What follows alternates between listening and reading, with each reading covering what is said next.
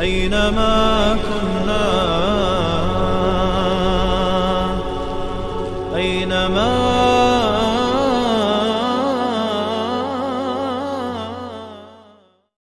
الحمد لله رب العالمين، والصلاة والسلام على رسول الله محمد وعلى آله وأصحابه أجمعين. أعوذ بالله من الشيطان الرجيم. بسم الله الرحمن الرحيم. إذا جاء نصر الله والفتح ورأيت الناس يدخلون في دين الله أفواجا فسبح بحمد ربك واستغفره إنه كان توابا. درس ششم تفسیر سوره النصر. سوره را النصر به خاطر مینامند که در این سوره رسول الله صلی الله علیه و سلم به فتح و پیروزی بشارت داده شدند. و این سوره را سوره تودیع هم گفته شده. از ابن مسعود رضی الله عنه نقل است که سوره تودیع نامیده. تودیع خداحافظی را میگه. در این سوره اشاره است به مرگ رسول الله صلی الله علیه و سلم که وقتی که چنین علائم و نشانه ها رسید و تمام شد، دیگر زندگی شما از دنیا ختم شدنی است و شما رحلت میکنید، سفر میکنید به طرف آخرت. و این معنا از ابن عباس رضی الله عنهما در صحیح بخاری نقل است. وقتی که عمر رضی الله عنه در مجلس شیوخ جنگ بدر، ابن عباس رضی الله عنهما را از مقصد سوره پرسان کرد. در جواب گفت که سوره نشانه ها و علائم مرگ رسول الله صلی الله علیه وسلم را خبر میدهد. و عمر رضی الله عنه یه حرف از اینها را تایید کردند و فرمودند که ما هم بجز همین مقصد چیزی دیگر از سوره نمیدانم. ترجمه لفظی سوره: بسم الله الرحمن الرحیم. اذا جاء نصر الله والفتح، وقتی که بیاید نصر الله، کمک الله تعالی. اذا در فعل ماضی داخل شد معنای مضارعت را میدهد، یعنی وقتی که بیاید کمک الله تعالی و الفتح و فتح و پیروزی. عده بزرگی از مفسرین ذکر کردن که مراد از فتح اینجا فتح مکه است. وقتی که مکه فتح شود و بری تو نصرت و پیروزی حاصل شود، در این وقت چی میشه؟ ورأیت الناس، و میبینی مردم یدخلون، داخل میشوند، فی دین الله، در دین الله تعالی، افواجا، گروه. در صحیح بخاری حدیث میآید که قبایل عربی انتظار داشتن که رسول الله صلی الله علیه وسلم با قومشان چی میکند و گفتن که اگر این بالای قومش غالب شود پس به درستی که رسول صادق است، راستگو است. اینها به همین انتظار ماندن تا اینکه مکه فتح شد. مکه فتح شد، گروه و قبایل آمدن به اسلام داخل شدن، اسلام آوردن و این چیز رسول الله صلی الله علیه وسلم به چشمشان دیدن. وقتی که فتح و پیروزی برات حاصل شد و مردم دیدی که به دین اسلام گروه داخل شدن، بعد از این دیگر مرگ تو نزدیک است. آمادگی مرگ بگیر، استعداد برای مرگ داشته باشی. یکی از این استعدادها و یکی از این آمادگی ها چی است؟ فسبح، تسبیح پروردگارت را بیان کن. این تسبیح هم استعداد برای مرگ است که انسان هرچی که به مرگ نزدیک میشه زیاد به پروردگار خود نزدیک بکنه. و همچنان تسبیح و تحمید در مقابل نعمت هایی که براش حاصل شده، نعمت نصرت و پیروزی، نعمتی داخل شدن مردم به دین اسلام نعمتهای بزرگی است. در مقابل نعمتها شکر لازم است. رسول الله صلی الله علیه وسلم امر شدن که تسبیح و تحمیدی پروردگار را بیان کو در مقابل نعمتهای بزرگی که برات احسان نموده. و همچنان سفرت به طرف آخرت است، زاد و توشه‌ات را بیشتر بساز.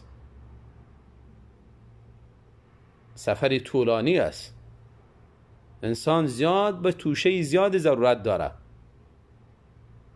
تزود للذی لا بد منه فإن الموت میقات العباد ستندم إن رحلت بغیر زاد و تشقى اذ ینادیک المنادی.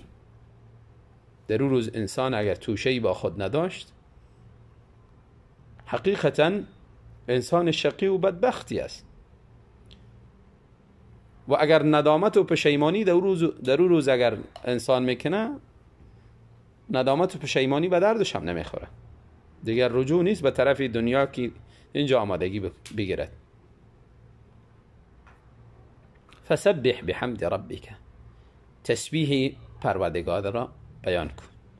تسبیح گفته میشه تنزیه و تقدیس، یعنی الله تعالی را از همه عیوب از الله تعالی نفی میکنی، نقایص از الله تعالی نفی میکنی. و تحمید گفته میشه ستایش پروردگاره. الله تعالی را با تمام صفات کمالیه ستایش میکنی. تسبیح و تحمید هر دو لازم است و نهایت کمال است برای پروردگار. الله را از نقائص منزه دانستن، از عیوب منزه دانستن و همراه از او همه حمد و ستایش را مستحقش الله تعالی دانستن. کمال یعنی الله تعالی را به درجه کمال وصف کردن است، نهایت به کمال وصف کردن است، هم تسبیح و هم تحمید. فسبح بحمد ربک، تسبیح بگو همراه حمد پروردگارت، هم ستایش بکن و هم تسبیح بگو. الله را منزه بدان از نقایص و عیوب. و استغفره، و طلب مغفرت بکن.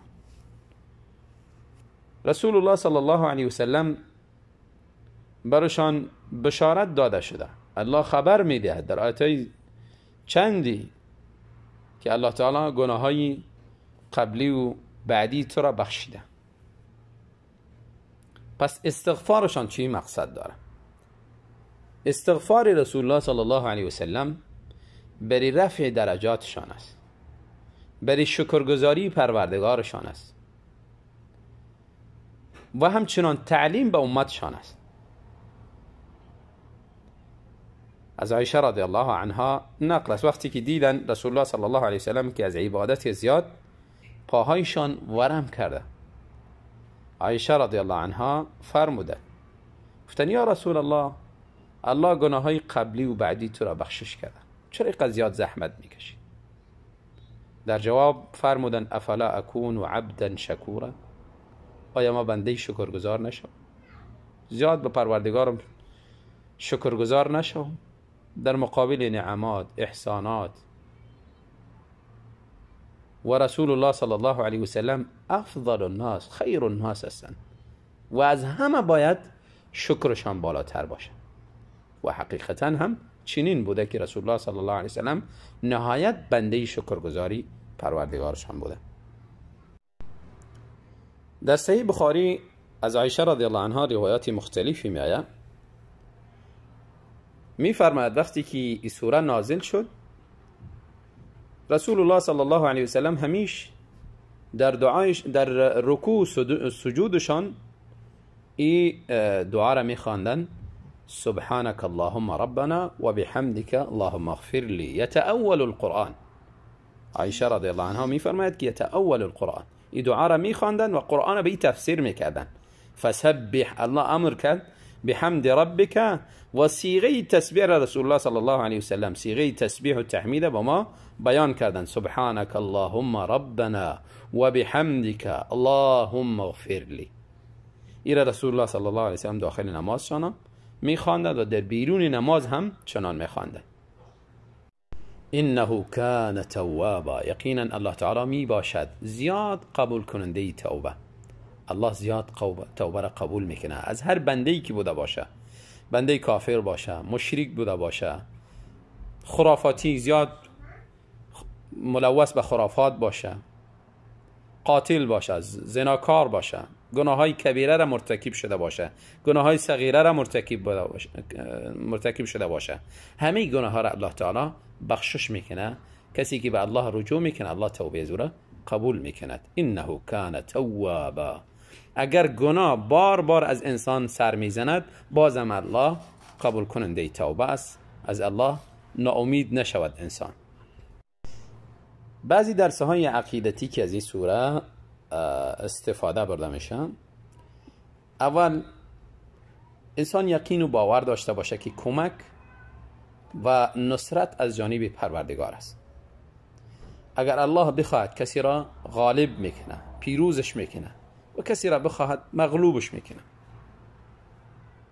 و در هر وقتی و در هر حالتی انسان با پروردگار خود اعتماد داشته باشه، به نفس خود اعتماد نکند، غرور نداشته باشد، به دیگر مخلوقات دیگری اعتماد نداشته باشه. یگانه ذاتی که انسان در هر حالتی کمکش میکنه پروردگار است. اگر انسان از بعضی انسانهای یا مخلوقاتی کمک های میخواهد در ما تحت اسباب، باز در اون صورت اشکالی نداره، اما در ما فوق اسباب به جز الله تعالی از کسی دیگری کمک خواسته نمیشه. همچنان سورت صفت تسبیح را برای الله تعالی اثبات میکنه. الله تعالی تسبیح گفته میشه. این صفت به اعتبار لفظ صفتی مثبت است، یعنی تسبیح را به الله تعالی ثابت میکنه، اما معنای صفت نفی است. این صفت و همین لفظ تسبیح مشتمل به معانی است که اون معانی باید از الله تعالی نفی شود. نقائص، عیوب، همه ازی از الله تعالی به وسیله همین صفت نفی میشه. سبحان الله. و همچنان در این سوره بیان صفتی حمد است برای الله تعالی. الله تعالی مستحق حمد است. در سوره فاتحه خواندیم الحمد لله رب العالمین. همه انواع حمد برای الله تعالی مخصوص است. الله مستحق همه انواع ستایش است.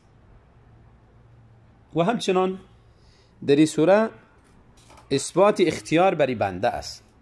رد است بالای جبریه که بنده را مجبوری محض میدانند، در حالی که سوره الله تعالی در این سوره میفرماید و رأیت الناس يدخلون فی دین الله، و میبینی مردم که داخل میشن، به اختیارشون داخل میشن، جبران و قهرن داخل نمیشن، به اختیار خودشان به دین اسلام داخل میشن. و همچنان در سوره اثبات اسم التواب برای الله تعالی. و همچنان در این سوره اثبات معجزه بزرگی پیامبر صلی الله علیه وسلم که به فتح و پیروزی مژده داده شده بودند و این فتح و پیروزی واقع شد. مکه فتح شد، مردم گروه به دین اسلام داخل شدند. و همچنان این سوره اشاره میکنه به مرگ رسول الله صلی الله علیه وسلم که رسول الله صلی الله علیه وسلم وفات میکنه، از دنیا میرود. این رد است بالای کسایی که اعتقاد دارن رسول الله صلی الله علیه وسلم وفات نکرده و کلمه مرگ و وفات از رسول الله صلی الله علیه وسلم منزه میدانند و این را بسیار گستاخی میدانند که بگن رسول الله وفات کرده، در حالی که قرآن عظیم الشان، قرآن کریم در چند جایی کلمه موت به رسول الله صلی الله علیه وسلم استعمال کرده. و ما محمد الا رسول قد خلت من قبله الرسل افئن مات او قتل. یا در آیت دیگری میفرماید انک میت انک میت، خطاب به رسول الله صلی الله علیه وسلم و انهم میتون. و همچنان ابوبکر صدیق خوبترین بهترین یار رسول الله صلی الله علیه وسلم، دوستدارترین یارشان بعد از دخترشان عایشه، در حق رسول الله صلی الله علیه وسلم میفرمند من کان یعبد محمدا فان محمدا قد مات. رسول الله صلی الله علیه وسلم وفات کردن، از دنیا رفتن و حیات برزخیشان، شهدا هم حیات دارن و این حیات برزخی کاملا به ما کیفیتش مجهول است، ایره نمیدانیم. همچنان در این سوره اشاره است به اعتقاد حجیت حدیث رسول الله صلی الله علیه وسلم. وقتی که حدیث از رسول الله صلی الله علیه وسلم به طریقه درست صحیح به ما رسید، حدیث حجت است. حدیث تفسیر است برای قرآن کریم است. اینجا رسول الله صلی الله علیه وسلم در تفسیر فسبح بحمد ربک واستغفر از اونها ثابت شدن که چنین تفسیر کردن سبحانك اللهم ربنا و بحمدك اللهم اغفر لی. صیغه تسبیح و تحمید با ما بیان کردن و آیات های بیشماری در قرآن کریم اجمال ذکر کرده، بسیار مسائل و احکامات، نماز، روزه، زکات، حج، بسیار مسائل دینه، اما احادیث او را شرح کرده، بیان کرده، تفصیل کرده. پس احادیث برای ما حجت قاطع است، رد است بالای منکرین حدیث، رد است بالای کسایی که احادیث ظنی میدانن، عمل و احادیث ظنی میدانن، ثبوت احادیث ظنی میدانن، رد بالای از اونهاست. احادیث قطعی است و این شرح تفصیل و تفسیر قرآن کریم است. حضرت عایشه فرمودن یتأول القرآن، رسول الله صلی الله علیه وسلم این دعا را که میخواندن قرآن به می تفسیر میکردن و کسی که اینها را از یکدیگر جدا بدانن و به قرآن ایمان داشته باشند و به حدیث ایمان نداشته باشند و این را قرآن حجت بدانند، حدیث حجت ندانند، پس این شکی نیست که انسان به دین اسلام ایمان ندارد. افتؤمنون ببعض الكتاب و تکفرون ببعض. اسلام عبارت از کتاب و سنت است. بارک الله فیکم.